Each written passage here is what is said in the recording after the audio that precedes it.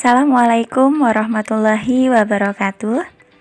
Alhamdulillah, hari ini kita bertemu lagi untuk melanjutkan pembelajaran.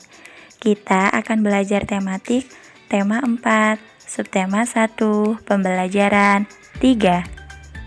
Sebelum memulai, mari kita mengucap basmalah terlebih dahulu. Bismillahirrahmanirrahim. Tujuan pembelajaran kita hari ini adalah 1. Kalian mampu mengidentifikasi upaya menjaga kelestarian sumber daya alam. Yang kedua, siswa mampu menyebutkan dan menuliskan jenis-jenis pekerjaan yang ada di sekitar dan juga peranannya dalam masyarakat.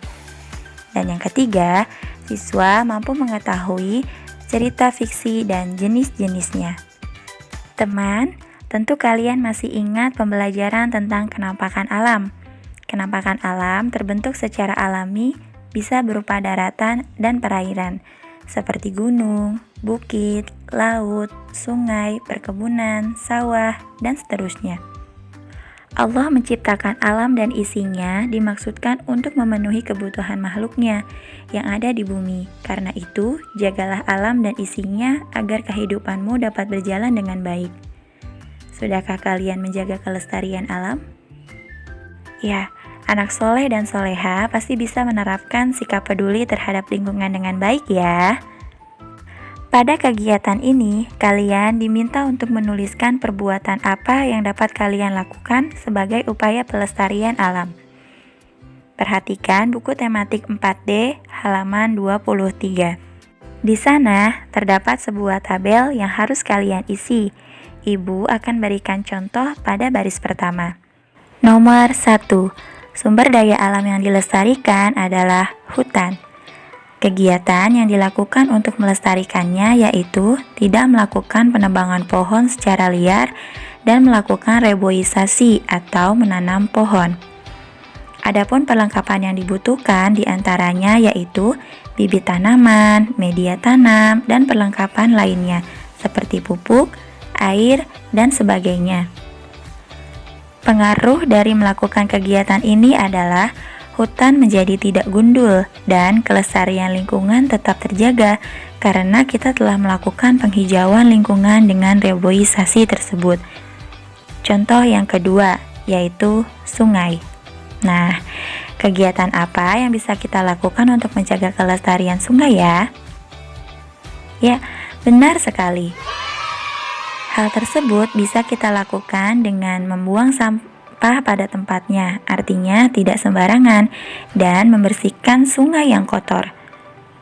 Kemudian, untuk perlengkapan yang dibutuhkan dan pengaruh dari kegiatan tersebut, silahkan kalian lanjutkan mengisi sampai dengan nomor 5. Semangat ya! Baik, selanjutnya kita akan mempelajari jenis-jenis pekerjaan. Tahukah kamu apa yang dimaksud dengan pekerjaan? Apakah suatu pekerjaan berkaitan dengan cita-cita? Cita-cita apakah yang kalian miliki? Jika ada, ceritakan cita-cita kalian tersebut kepada ayah ataupun bunda di rumah ya. Teman, ada banyak jenis pekerjaan yang bisa kita jumpai di sekitar kita. Hal ini disebabkan karena tempat tinggal dan kondisi alam yang berbeda dari suatu wilayah. Seringkali kita mendengar kata bekerja atau pekerjaan. Orang tua kalian, ayah, bunda sedang bekerja, bu guru sedang bekerja, tetangga kalian juga sedang bekerja. Lalu, apa sih yang dimaksud dengan pekerjaan ini? Apakah teman-teman tahu? Ya, hebat! Pekerjaan adalah suatu kegiatan yang harus dilakukan untuk memenuhi kebutuhan hidupnya. Nah, berikut adalah jenis-jenis pekerjaan yang ada di lingkungan sekitar kita. Yang pertama, jenis pekerjaan di daerah pantai. Di antaranya yaitu nelayan, penambak ikan, petani garam, penjaga pantai, dan karena keindahannya, pantai juga bisa dijadikan objek wisata loh. Yang kedua, jenis pekerjaan di dataran tinggi. Dataran tinggi memiliki suhu yang sejuk dan pemandangan yang indah, sehingga cocok untuk daerah wisata. Mata pencaharian yang ada di dataran tinggi antaranya yaitu peternak, pedagang, perkebunan, dan lain-lain. Yang ketiga, jenis pekerjaan di dataran rendah. Dataran rendah biasanya memiliki tanah yang subur dan landai. Oleh karena itu, dataran rendah cocok untuk pertanian. Selain itu, banyak dataran rendah yang merupakan perkotaan. Contohnya, Surabaya, Jakarta, dan lain-lain. Dan yang keempat, jenis pekerjaan di perkotaan. Mayoritas penduduk yang tinggal di perkotaan berprofesi sebagai pegawai perusahaan karena banyaknya perindustrian yang ada di perkotaan, sehingga banyak menciptakan lapangan pekerjaan untuk warga perkotaan.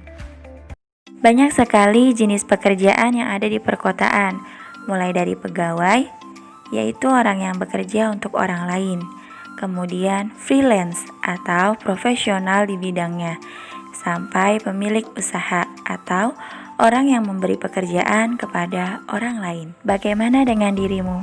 Kira-kira jenis pekerjaan apakah yang ingin kalian pilih dan tekuni?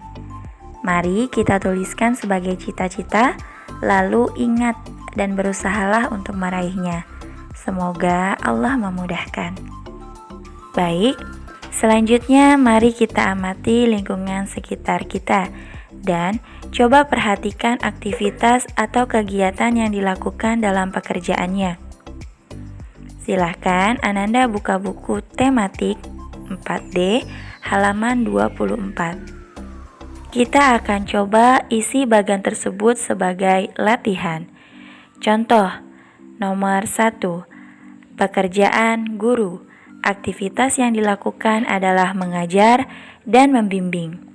Yang kedua, kita bisa tuliskan dengan petani. Contoh kegiatan yang dilakukan adalah menanam sayur mayur dan menjual hasil pertaniannya. Yang ketiga dan seterusnya, silakan teman-teman lanjutkan untuk dikerjakan. Semangat ya! Kemudian, kita akan belajar tentang jenis-jenis cerita fiksi.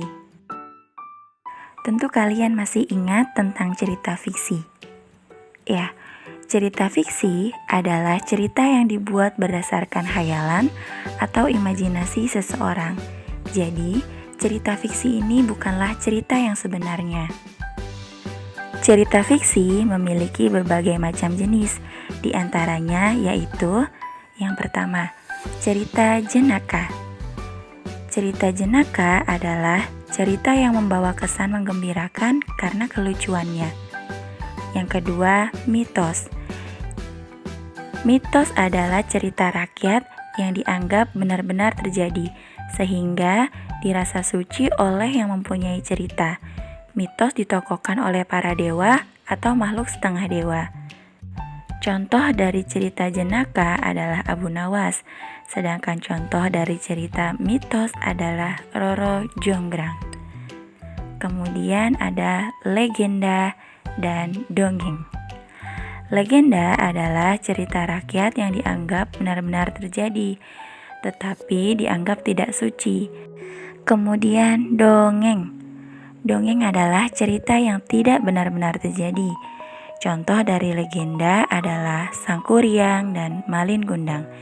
Sedangkan contoh dari dongeng adalah Aji Saka. Selanjutnya adalah cerita fabel. Fabel adalah cerita yang menceritakan tentang kehidupan hewan yang berperilaku menyerupai manusia. Cerita tersebut tidak mungkin cerita nyata, artinya hanya hayalan belaka. Contoh dari cerita fabel adalah Kancil dan Buaya, Belalang dan Semut, serta masih banyak lagi. Selanjutnya, sage. Sage adalah cerita lama yang berhubungan dengan sejarah, menceritakan keberanian, kepahlawanan, kesaktian, dan keajaiban seseorang. Kemudian, cerita pendek atau cerpen, yaitu jenis karya sastra dengan jalan cerita kurang dari 1000 kata. Contoh dari cerita sage adalah Si Pitung, sedangkan contoh dari cerpen yaitu kejutan untuk Nadia. Dan yang terakhir adalah novel. Novel merupakan suatu cerita dengan alur yang panjang, berisikan tentang karangan kehidupan manusia yang bersifat imajinatif. Contoh dari novel adalah Laskar Pelangi. Alhamdulillah, pembelajaran kita hari ini telah selesai. Semoga apa yang Bu Guru sampaikan bisa memberikan banyak manfaat dan pengetahuan yang luas untuk kita semua. Jaga kesehatan selalu dan tetap semangat ya. Sekian, wassalamualaikum warahmatullahi wabarakatuh.